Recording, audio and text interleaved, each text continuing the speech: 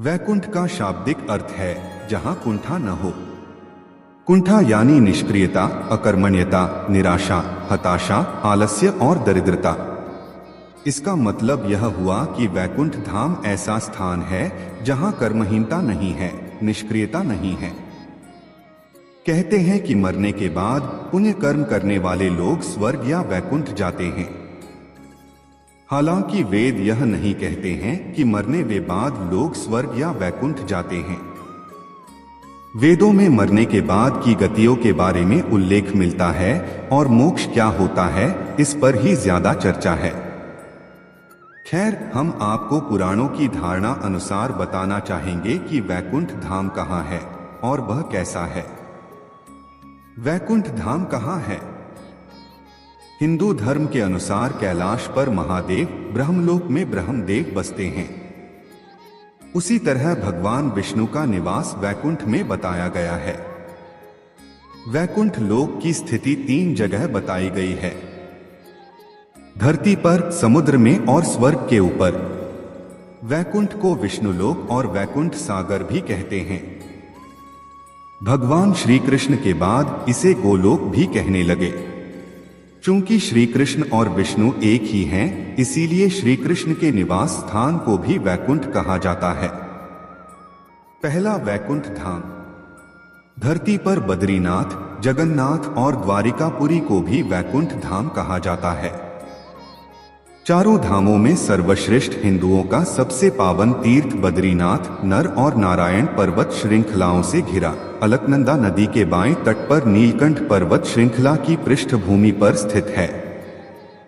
भारत के उत्तर में स्थित यह मंदिर भगवान विष्णु का दरबार माना जाता है। बद्रीनाथ धाम में सनातन धर्म के सर्वश्रेष्ठ आराध्य देव श्री बद्रीनारायण भगवान के 5 स्वरूपों की पूजा अर्चना होती है।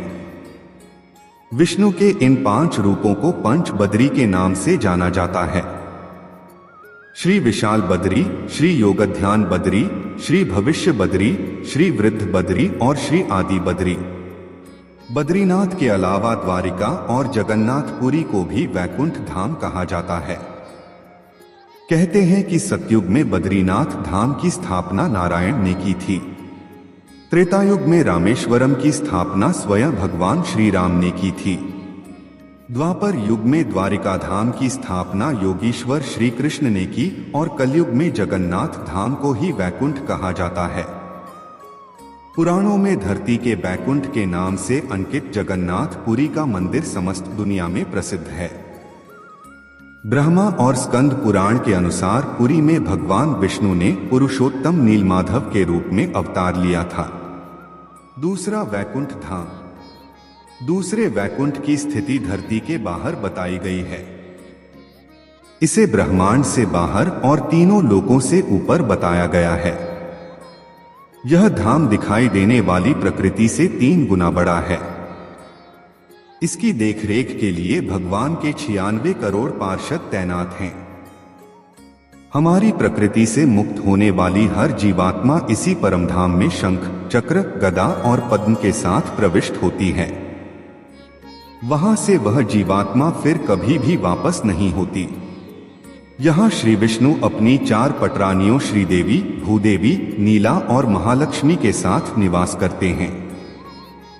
इसी वैकुंठ के बारे में कहा जाता है कि मरने के बाद विष्णु भक्त पुण्यात्मा यहाँ पहुंच जाती है।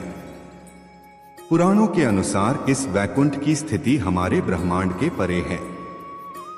जीवात्मा जब उस वैकुंठ की यात्रा करती है तो उसको विदा देने के लिए मार्ग में समय के देवता, प्रहर के देवता, दिवस के देवता, रात्रि के देवता, दिन के देवता, ग्रहों के देवता, नक्षत्रों के देवता, माह के देवता, मौसम के देवता, पक्ष के देवता, उत्तरायण के देवता, दक्षिणायन के देवता, सभी तलों, अतल, सुतर, पाताल आदि के देवता, सभी 33 कोटि के देवता पहले उसे पुनः किसी योनि में धकेलने का प्रयास करते हैं या वैकुंठ जाने देने से रोकते हैं। लेकिन जो जीवात्मा प्रभु श्री विष्णु की शरणागति होता है उसको ये सभी एकपाद विभूति के अंतिम सीमा तक जाते हैं और त्रिपाद विभूति के बाहर प्रवाहित होने वाली विरजा नदी के तट पर छोड़ देते हैं। इसी एक पाद विभूति में हमारा संपूर्ण ब्रह्मांड और सारे लोक अवस्थित हैं। इस एक पाद विभूति की सीमा के बाद शुरू होता है वैकुंठ धाम। पौराणिक मान्यता है कि इसी वैकुंठ धाम और एक पाद विभूति के मध्य विरजा नामक एक नदी बहती है। इस नदी से ही त्रिपाद विभूति शुरू होती है, जो वैकुंठ लोक है। मुक्त होने वाली जीवात्मा को जब सभी देवता विरजा नदी तक छोड़कर जाते हैं, तब वह जीवात्मा नदी में डुबकी लगाकर उस पार चली जाती है। उस पार से पार्षदगण उसको सीधे श्रीहरि विष्णु के पास ले जाते हैं। वहां वह उनके दर्शन करके परम आनंद को प्राप्त करता है। इस प्रकार त्रिपाद विभूति में ही वह जीवात्मा सदा के लिए स्थापित हो जाती है। पुराणों में इस वैकुंठ धाम का बड़ा ही रोचक चित्रण किया गया है। हे अर्जुन, अव्यक्त अक्षर इस नाम से कहा गया है। उसी अक्षर नामक अव्यक्त भाव को परमति कहते हैं तथा जिस सनातन अव्यक्त भाव को प्राप्त होकर मनुष्य वापस नहीं आते, वह मेरा परम धाम है। गीता अध्याय 8 श्लोक 21 तीसरा वैकुंठ धाम। भगवान श्री कृष्ण ने द्वारिका के बाद एक और नगर बसाया था जिसे वैकुंठ कहा जाता था। कुछ इतिहासकारों के मुताबिक अरावली की पहाड़ी श्रृंखला पर कहीं वैकुंठ धाम बसाया गया था, जहां इंसान नहीं, सिर्फ साधक ही रहते थे। भारत की भौगोलिक संरचना में अरावली प्राचीनतम पर्वत है। भूशास्त्र के अनुसार भारत का सबसे प्राचीन पर्वत अरावली का पर्वत है। माना जाता है कि यहीं पर श्री कृष्ण ने वैकुंठ नगरी बसाई थी। राजस्थान में यह पहाड़ नैऋत्य दिशा से चलता हुआ ईशान दिशा में करीब दिल्ली तक पहुंचा है। अरावली या अरवली उत्तर भारतीय पर्वतमाला है। राजस्थान राज्य के पूर्वोत्तर क्षेत्र से गुजरती 560 किलोमीटर लंबी इस पर्वतमाला की कुछ चट्टानी पहाड़ियां दिल्ली के दक्षिण हिस्से तक चली गई हैं। अगर गुजरात के किनारे अर्बुद या माउंट आबू का पहाड़ उसका एक सिरा है, तो दिल्ली के पास की छोटी छोटी पहाड़ियां धीरज, दरिज दूसरा सिरा। वैकुंठ और परमधाम में अंतर। परमधाम कहते हैं कि परमधाम में जाने के बाद जीवात्मा सदा के लिए जीवन और मरण के चक्र से मुक्त हो जाती है। यह धाम सबसे ऊपर अर्थात सर्वोच्च है। यहां निरंतर अक्षय सुख की अनुभूति होती रहती है। यह धाम स्वयं प्रकाशित है। यहां न सुख है और न दुख, यहां बस परम आनंद ही है। वैकुंठ धाम। मान्यता है कि इस धाम में जीवात्मा कुछ काल के लिए आनंद और सुख को प्राप्त करती है, लेकिन सुख भोगने के बाद उसे पुनः मृत्युलोक में आना होता है। इस स्थान को स्वर्ग से ऊपर बताया गया है। वैकुंठ के ऊपर कैलाश पर्वत है। वैकुंठ को सूर्य और चंद्र प्रकाशित करते हैं। यहां गौर करें तो यह विष्णु का बद्रीनाथ धाम हो सकता है। हिंदू धर्म के अनुसार भगवान श्री विष्णु के धाम को वैकुंठ धाम कहा जाता है।